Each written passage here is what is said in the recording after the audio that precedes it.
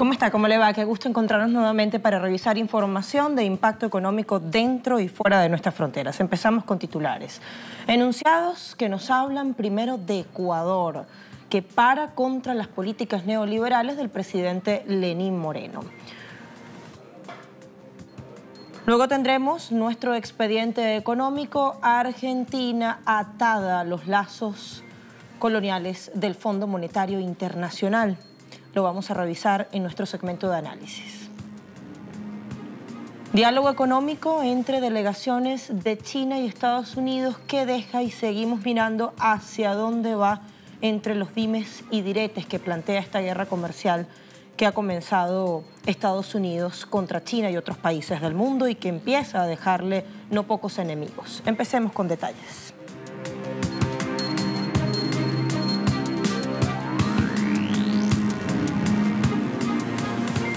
Ecuador manifiesta su descontento hacia el presidente Lenín Moreno y sus políticas económicas. Se ha convocado un paro nacional contra el paquetazo y las privatizaciones, después de que el gobierno de Lenín Moreno solicitó el apoyo del Fondo Monetario Internacional. Trabajadores de distintas áreas, agricultores, servidores públicos, colectivos sociales, asociaciones, se han unido y han convocado a distintas protestas y movilizaciones contra la gestión del actual Ejecutivo liderado por Moreno, especialmente por las decisiones de corte económico que han dejado a Ecuador padeciendo, dicen. Según declaraciones de una asamblea ciudadana, estas políticas han incrementado la pobreza contra 500.000 personas y 300.000 trabajadores que han quedado en situación de desocupación. También se rechaza la privatización del CNT, así como el proceso de concesión de más empresas públicas al sector privado. Por ello, y entre otras razones, varios sectores secundan esta paralización nacional que ha sido convocada para la presente jornada. Vamos a revisar algunos mensajes publicados en la red Twitter. Despertar Ciudadano, a través de su usuario: ni Manabí ni el Ecuador entero perdona a los traidores. Eso lo saben muy bien quienes tuvieron la desagradable acción de pasarse al enemigo. Hoy 13 de febrero vamos a paro nacional a gritar con mucha fuerza que se vayan todos. Queremos un país libre de traición y con esperanza. Y esas dos fotografías que están al final de la publicación en letras. Luego, Revolución Ciudadana Europea escribió: nosotros como migrantes no podemos estar físicamente, pero tú sí, ecuatoriana y ecuatoriano. Manifiéstate en el paro nacional para derogar el paquetazo y reivindica porque la patria no se vende. 13F, paro nacional, Ecuador, y una alusión al expresidente Rafael Correa en su usuario @MasiRafael. Y esa fotografía por la derogación del paquetazo y de declaratoria de emergencia del agro. Bueno, así está, para pequeños y medianos productores, porque la patria no se vende ni se privatiza. Hay una reciente encuesta elaborada por Sedatos Gallup que pone en contexto el pulso de la opinión pública ecuatoriana sobre la economía de este país. Según la referida investigación, 6 de cada 10 ecuatorianos opina que el país va por mal camino y 40% cree que la situación empeorará. Es decir, 6 ciudadanos de 10. Para un 70% el futuro causa preocupación, frustración y tristeza, son las palabras que usan para definirle. Entre las principales causas que han originado la actual situación económica del país, según la opinión pública, según los encuestados, están desempleo y subempleo, 26%, y corrupción, 14%. La encuesta destaca también que solo 33,1% aprueba actualmente la gestión del gobierno ecuatoriano encabezada por Lenín Moreno. Bueno, cambiamos de tema. Siguen las marchas en Sudamérica. En este caso, los movimientos populares de Argentina están movilizados junto a sectores sindicales y al Ministerio de Desarrollo Social. Es decir, esa movilización tiene por destino la sede de la referida cartera para exigir una paritaria social que contemple los aumentos de la canasta básica de alimentos y de las tarifas ante la inflación desbordada que están enfrentando los sectores más empobrecidos y humildes. Eso se traduce en hambre y pobreza.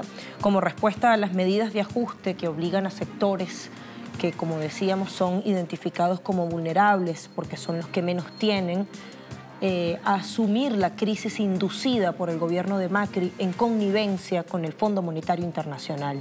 Los trabajadores de la economía popular están reclamando distintos instrumentos legales que garanticen cuestiones básicas como la alimentación, la vivienda y el derecho a trabajar. En ese sentido, exigen la aprobación de leyes que fueron ya presentadas en el Congreso Nacional, que están sin tratamiento parlamentario, como la Ley de Emergencia Alimentaria, la de Agricultura Familiar, la de Infraestructura Social y la de Emergencia en Adicciones. Los convocantes denuncian que miles de familias no pueden acceder a las comidas todos los días. Se vive una grave situación social y laboral que debe ser afrontada con políticas públicas para los sectores más perjudicados por la situación. Y a propósito de lo que está viviendo Argentina, vamos a revisar en nuestro expediente económico, tema de análisis, después de una pausa en nuestra mesa, cómo está esa Argentina atada a los lazos de dependencia del Fondo Monetario Internacional, qué significa ese crecimiento extraordinario de su deuda luego de un camino que se había emprendido para deshacerse de ese endeudamiento tan excesivo. Pausa y venimos con esto.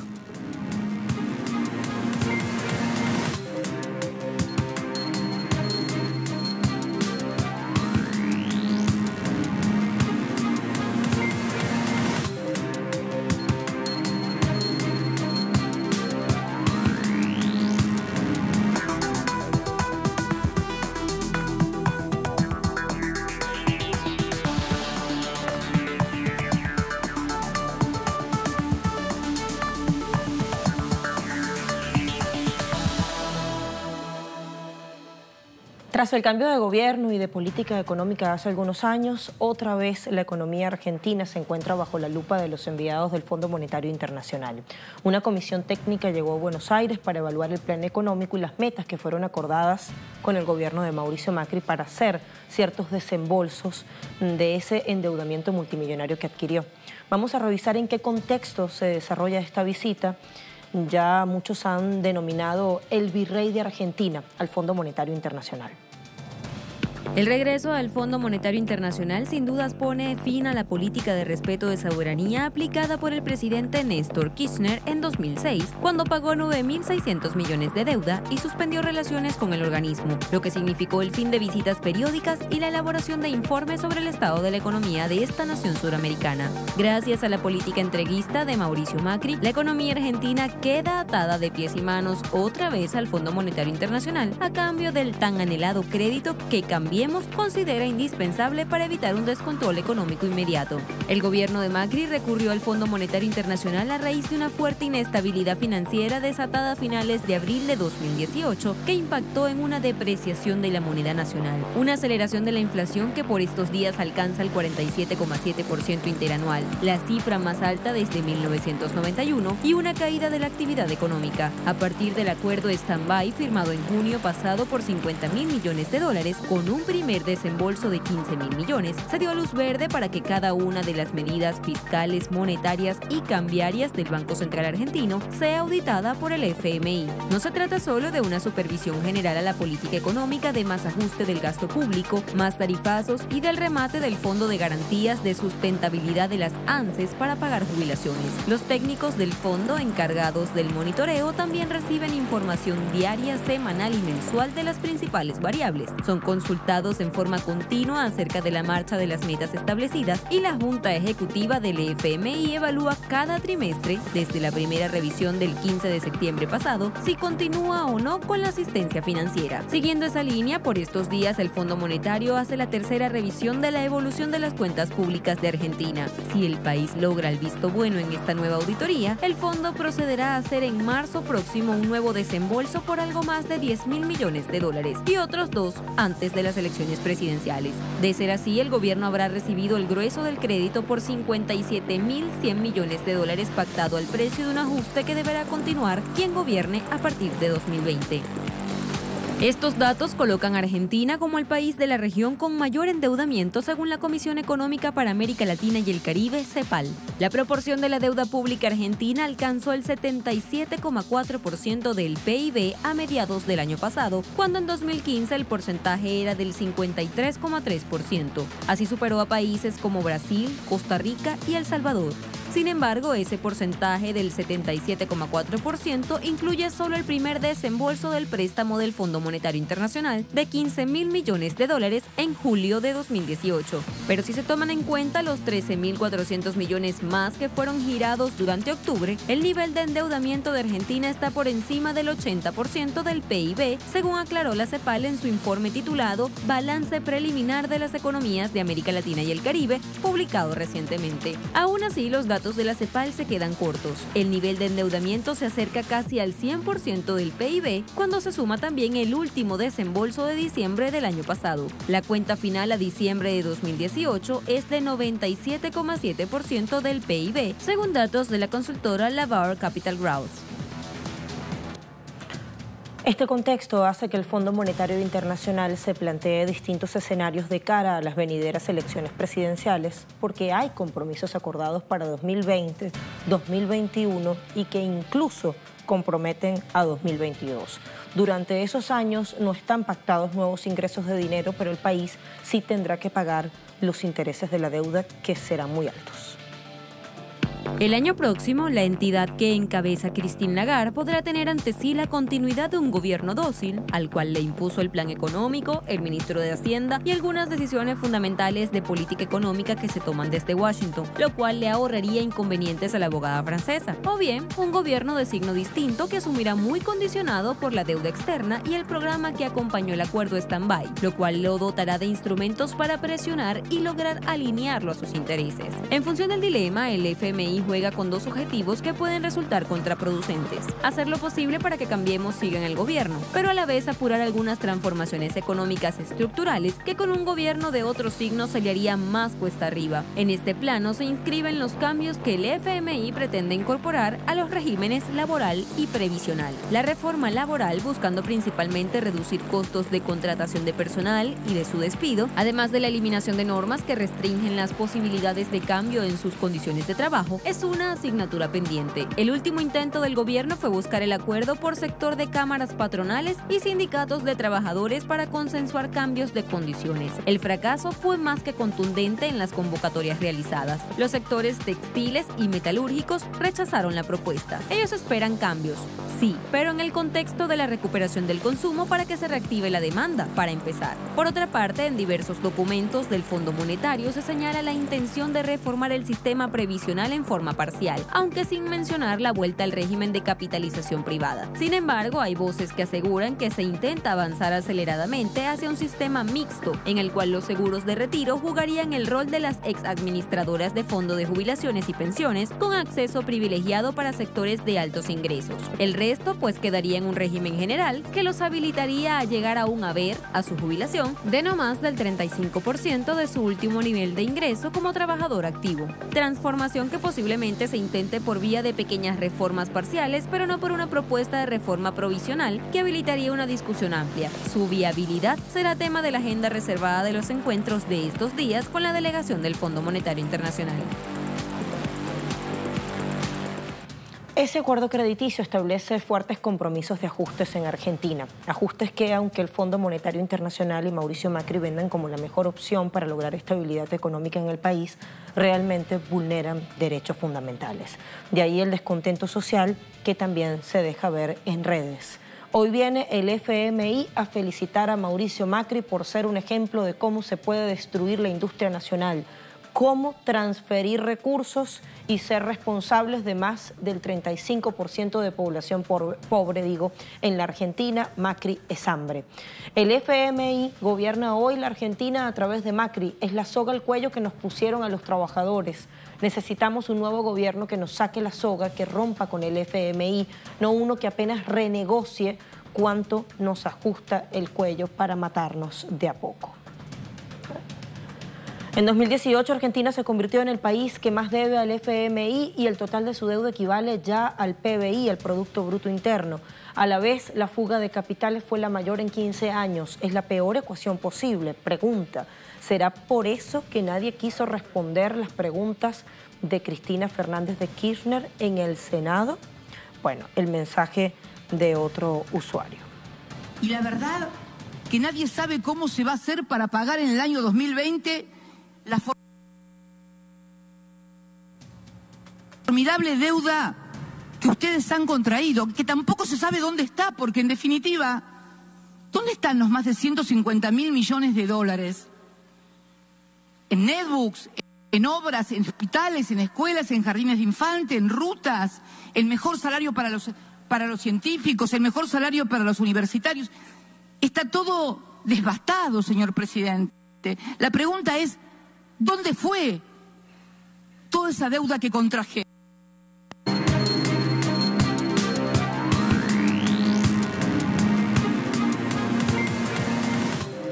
Precios petroleros de las últimas horas. Referente Brent ha operado en $63,45 por barril, ha subido 1,64%. En el caso del Texas Intermedio, $53,78 por barril, también ha escalado 1,30% en este caso. Y la cesta OPEP ha cotizado en $61,88 por tonel, una subida de 48 centavos. Vistos los precios petroleros en estas últimas sesiones, vayamos de una vez a nuestra pantalla vertical, una pausa y vamos a revisar la situación en Bélgica, que hoy ha tenido que enfrentar una jornada de paralizaciones.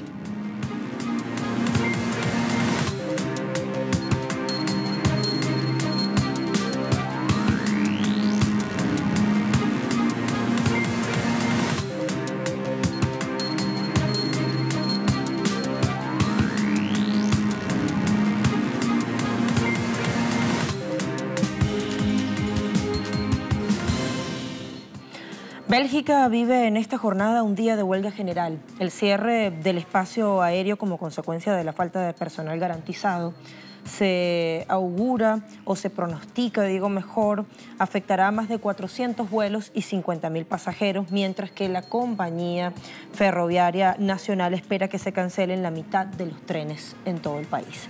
El espacio aéreo de Bélgica está cerrado desde las 22 horas de este martes y hasta las 22 del miércoles por la falta de personal garantizado por esta huelga general que ha sido convocada por sindicatos. Ha paralizado aeropuertos, puertos marítimos y tráfico ferroviario, exigiendo aumentos salariales, mejores condiciones laborales, educación en el trabajo y jubilaciones anticipadas. Las huelgas de controladores tienen un costoso impacto en el turismo, las economías europeas y el medio ambiente porque perjudican destinos, aerolíneas y agencias de viajes, así como a los propios viajeros. Un estudio hecho en 2016 por PricewaterhouseCoopers dice o refiere que las huelgas del tráfico aéreo habrían costado a Europa 13.400 millones de euros desde 2010.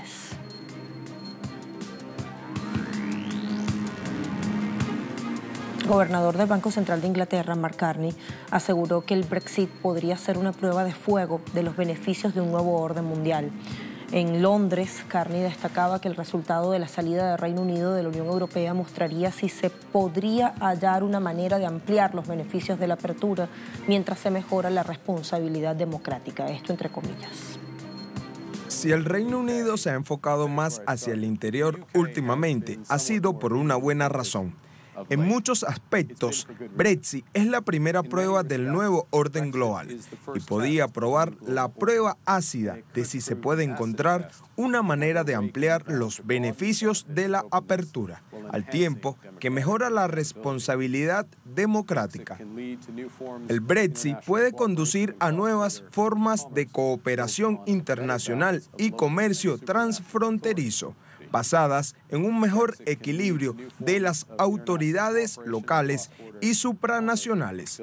En este sentido, el Brexit podría afectar las perspectivas globales a corto y largo plazo. Así que es de interés de todos, posiblemente en todas partes, desde la tumba de Frobisher a la bahía de Frobisher, que se encuentre una solución al Brexit que funcione para todos. Bueno, y en otro tema, China y Estados Unidos abren nueva ronda de diálogo económico tras la guerra comercial emprendida por Washington. Este es el último pulseo que se dará antes de que Donald Trump decida si sube o no los aranceles a importaciones chinas por un valor de $200.000 millones a partir del 2 de marzo venidero. Las empresas de los dos países han sufrido las consecuencias de esta lluvia de aranceles. Y si bien Beijing se ha ofrecido a reducir el multimillonario déficit comercial que mantiene con Estados Unidos, ha dejado claro que que no hará cambios importantes en sus planes de desarrollo, considerados un camino para su prosperidad, una mayor influencia global. Washington quiere, a juro y porque sí, que el gigante asiático frene sus planes de desarrollo tecnológico y científico, por lo que no es de extrañar la guerra contra Huawei, este gigante tecnológico. Grupos empresariales economistas apuntan que la participación de los altos funcionarios en las conversaciones sugiere que éstas podrían arrojar avances suficientes como para requerir decisiones políticas de alto nivel. Sí, pero no sé. Esas son las declaraciones que suele dar el presidente de Estados Unidos, Donald Trump, cuando se lo interroga sobre asuntos espinosos como esto referido a la guerra comercial que lanzó el año pasado contra el gigante del Asia. ¿Por qué lo estamos diciendo? Escuche exactamente lo que dijo sobre la posibilidad de extender o no la fecha prevista para el aumento de aranceles contra China. El 10% de los 200.000 millones de dólares aumenta hasta el 25% el 1 de marzo. Y hasta ahora he dicho, no hagas eso. Ahora, si estamos cerca de un acuerdo en el que creemos que podemos hacer un trato real y se va a hacer, podría verme dejando pasar ese momento. Pero en general, no estoy dispuesto a hacer eso.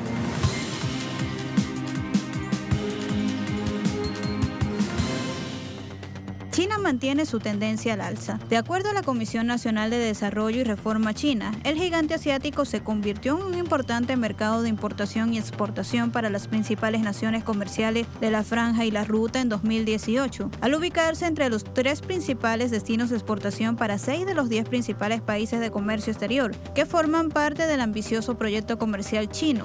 Además, el dragón rojo destacó como la mayor fuente de importaciones para 8 de esos países. Los productos electromecánicos se ubicaron en la posición número 1, seguidos por la categoría de reactores nucleares, calderas, maquinarias y aparatos mecánicos. Uno que se encuentra a la baja es el gigante automovilístico japonés Nissan, quien redujo pronósticos de ganancia para este año, debido en parte a las acusaciones derivadas de los presuntos informes financieros falsos atribuidos a su exdirector general Carlos Ghosn. Nissan obtuvo en el último trimestre de 2018 una ganancia de apenas 70.400 yenes, un monto muy inferior comparado con los 301.600 millones de yenes del año anterior. La empresa dijo que la razón principal era la caída de las ventas en China y Estados Unidos, pero la compañía también provisionó cerca de 84 millones de dólares en cargos relacionados con compensaciones mal reportadas del presidente depuesto Carlos Ghosn, quien está preso sin derecho a fianza desde el pasado 19 de noviembre. El ex CEO de Nissan se ha declarado inocente y dice ser víctima de una conspiración para expulsarlo de una empresa que dice ayudó a salvar de la quiebra hace 20 años. Llegamos al final de nuestra emisión de Impacto Económico. Gracias por acompañarnos y le invitamos a seguir siempre en sintonía de Telesur, la señal informativa de América Latina, vuestra casa. Hasta pronto.